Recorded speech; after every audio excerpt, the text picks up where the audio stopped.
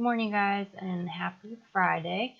I don't have a joke for this morning, but I do have a baby that is smiling that says the look on your face when you realize it's Friday. So I wanted to go over a couple things today. We're going to touch base on appointments, first stops, and electrical services. The first thing with appointments is I've been realizing that it's no fault of anybody's. We just haven't had full clarity with appointments since they came out. But I've been noticing that people have been utilizing them sometimes when we should actually be booking a new ticket, and then also utilizing them but not adding the right tags. So I kind of wanted to go over when we use appointments and when we don't use appointments. So appointments should be utilized only for one job. So if it's related to one invoice, one issue, one job cell, that is what we should be making appointments on. So when we have a job that gets booked, whether it's from HVAC or a multi-day service job, and we're booking it basically for the next day, let's say, or next week, we do our normal concept, which is we book the job, we schedule the next appointment, and if it's a 3-day job, then we schedule a third appointment.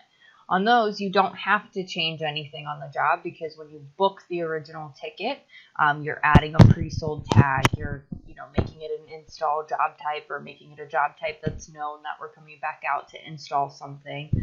So then your second and your third appointment doesn't need to be changed, and you just are able to click it, and you all know how it's booked. It's very easy and makes it super simple. But the situations that we have that are coming up are when service technicians are selling for same day, and then we need a second appointment for them to return to.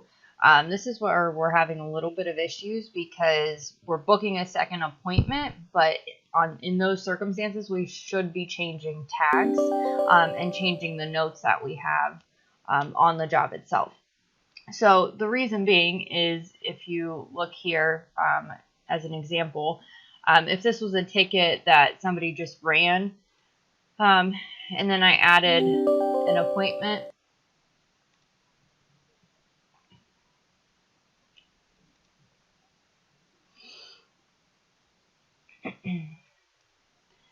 and then when we return to the appointment or we have this job scheduled just sitting on our board, and these are all the notes that we have, it's going to look like a brand new ticket.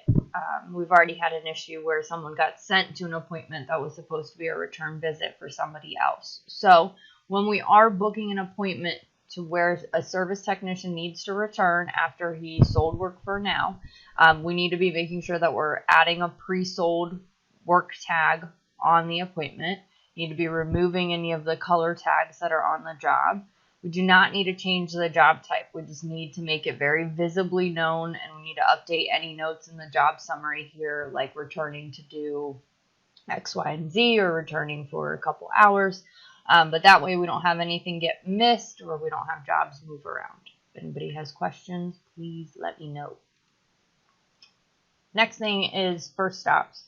I know it's tough. I know we have a wild time during the afternoon that we're trying to figure out how to remedy better and get better staffing around the time. It's typically between like 3:30 and 5, but it gets a little chaotic.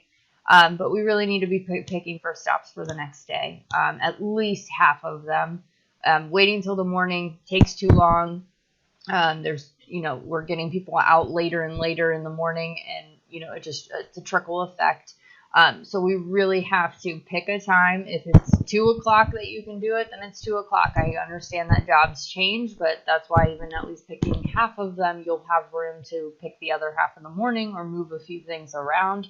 But it's really to save our morning time for being able to get them out the door and getting a little bit more prepared the day before to be able to look for any jobs.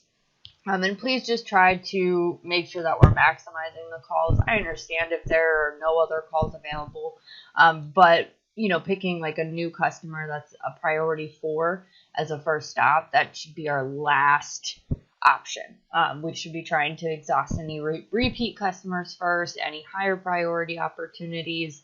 Again, if the only option is a 4N, then pick a 4N.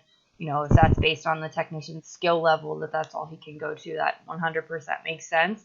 But all the other times we should be trying to prioritize as much as possible with our first stops and picking more higher demand issues or, bigger needs that people may have. And then the last thing I wanted to go over is electrical services. So please read through the SOP because it is going to change how we handle our job. 90% of it is going to be handled by Ellen because most of them are going to be installed jobs. But if we have a service technician that ends up selling a tankless and it needs an outlet, or sells a gas job that needs bonding, we are going to need to book a job. We don't split anything off of the invoice. We're not moving any of the revenue or booking it. You are just booking a new ticket. You type in electrical, either outlet or bonding.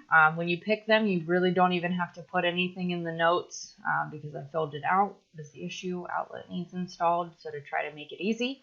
And then you book it directly onto Keith. As of right now, we're not going to be using Power Up.